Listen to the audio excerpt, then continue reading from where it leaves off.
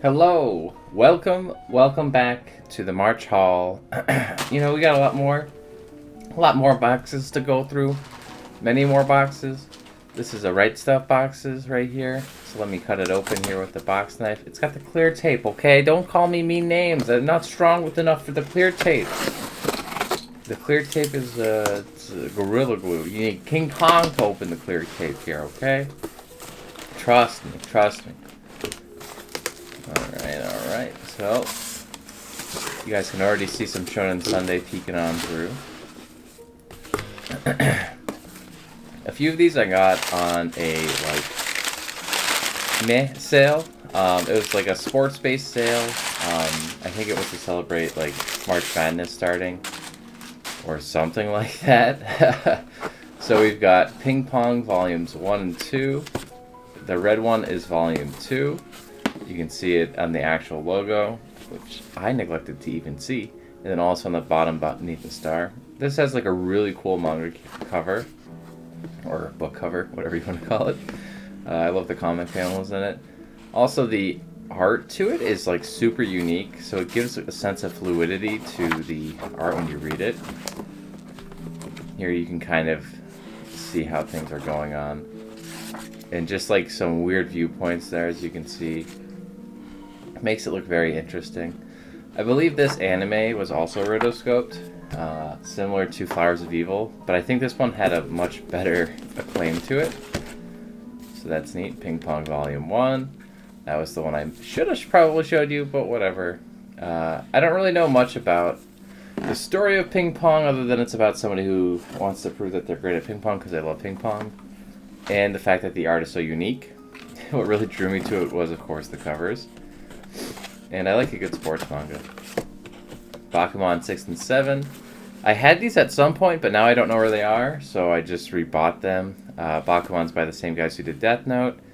I read the whole series already a few years back. It's super good. If you guys have any interest in Platinum End, Death Note, or even what else do these guys do? All You Need Is Kill. They do a lot of stuff.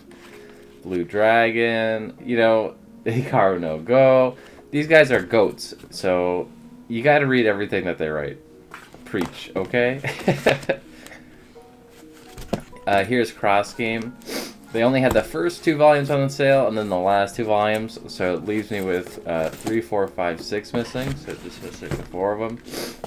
But Cross Game's a generational manga about baseball. You get to follow these 2 characters as they grow up. I really like how the logo and the spine / whole book alternates between orange and green.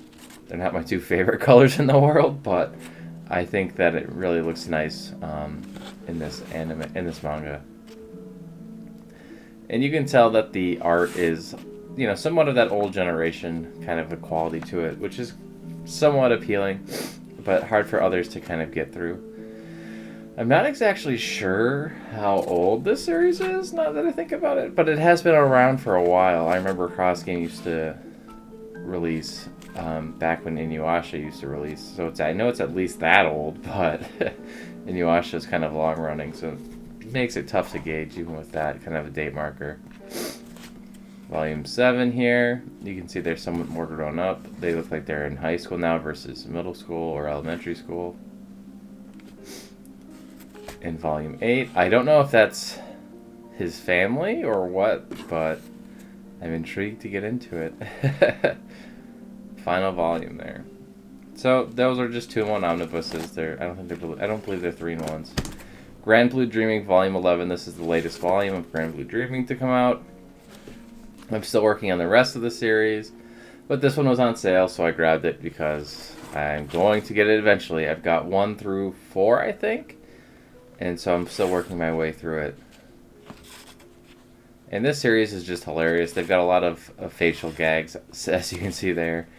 A lot of their gags are based on alcohol in college as well. You can see this guy's wearing a scuba suit made out of a watermelon there. So that's pretty interesting. This is Sword Art Online, Project Alicization, Volume number 2. I'm slowly picking up all the Sword Art Online things. Why am I picking up all the Sword Art Online things? I don't really know. You know, Sword Art Online is one of those series where I thought it was pretty good, then it was pretty bad, then it was okay, then it was... people are saying it's pretty good, so I'll watch the movie. Watch the movie's pretty good. But, you know, I didn't ever watch past that because I couldn't get into the first episode of Alicization, but I know it gets way better. This is WaqWaq Volume 4.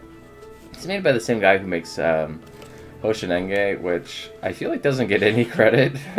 It's pretty good manga. I can't recall what this one's about. This is the only volume I haven't read in the series. I have 1 through 3. And it's only a 4-volume series, so I think I'm going to give it a reread. I could never find this volume, like, at any bookstore. So I just got 1, 2, 3, and then I remember I left the story hanging because I couldn't finish it. So I'll be interested to see what happens with it. Okay, let's open this here box. This here box. Anyone used to watch WaqWaq when they were younger? Do they still have WaqWaq? Please answer my questions, because I need to know these things to continue living. Okay, so we've got some pretty good things in here. You can see the word neat all over the place, so that's, you know, that's how you know we've got some quality.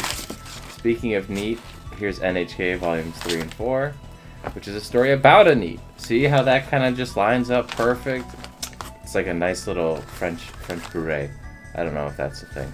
Anyways, 3 and 4. This completes my set that I had in the earlier haul, which was the one before it. This manga is a big comedy about this neat trying to become like a regular citizen. As you could just see it there a few minutes ago, there's a lot of facial gag comedies, which is something I love. And it's just a wild, bizarre manga. It's like, take Fooly Cooly and put it on crack. It's kind of that weird. It's really weird. Here we have Rising of the Shield Hero, Volume 1, 3, and 2. I don't know too much about it. I got pretty far into Shield Hero, to the part where they're going after these gigantic turtles.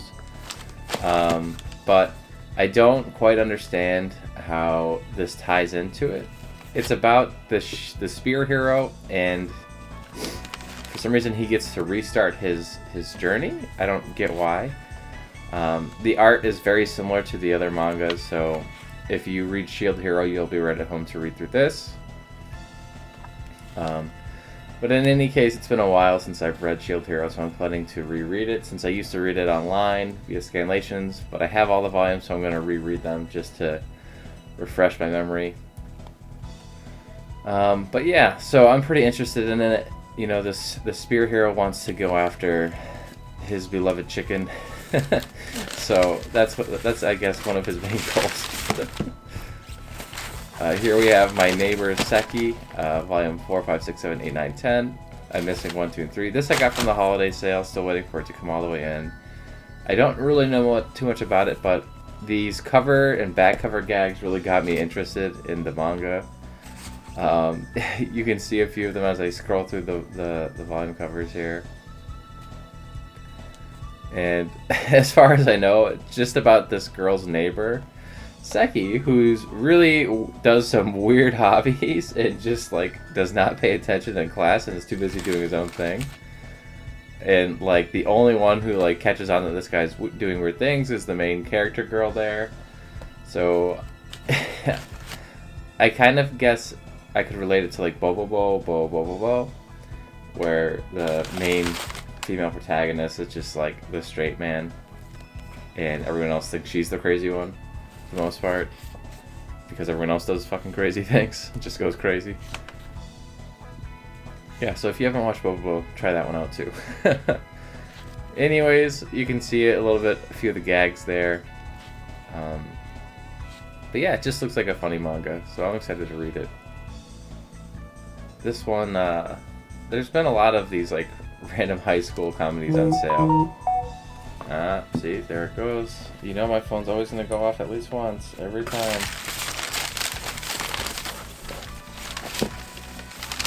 Okay. Hina Matsumori. So this one's recently picked up a lot of steam. You know, a lot of manga tubers are also starting to talk about this a little bit more often. and I wanted to get in because it looks like an interesting manga and it was on sale. So I mean, like, what? You're gonna not get it? Come on, no, you totally gotta get it just to see what it's about. But pretty much this Yakuza guy just living his life, and then this random mysterious girl shows up and is entered into his life, and that's pretty much how it goes. Very, very brief summary of it. It's written by the same guy who did Tokyo Hatsu Isekai Yuki, which I have no idea what that is, and U12 Kodomo Fellows. So if you guys know what any of those are, you know it's that guy. But yeah, he finds his life forever changed when he finds a strange capsule that appears and rams into his head, though he believes it to be a curious event, to be a dream. He finds the capsule sitting there morning with a young girl that emerges. She remembers nothing but her name. Hino uses psychokinesis to coerce the Yakuza into buying her clothes and toys, and unable to get rid of her, he reluctantly becomes her guardian. So it's pretty much a comedy about the girl and her supernatural kind of abilities with this Yakuza guy. So it seems interesting, seems funny. Hopefully it is. I mean, they say it's capsule, but to me it looks like fish egg. But tough to say what it truly is at this time. Still neat. There's been a lot of Yakuza comedies like Way of the Household Husband and things like that lately. So, you know, Spike's Family also, though it's not really Yakuza, but it's still like crime-related mafia. But the art looks pretty decent too. So I'm excited to read through this. So I'll put it on my TBR. Anyways, I'll see you guys next time. That's it for today's haul. Please stay tuned for more to come. I hope everyone has a great day. Bye.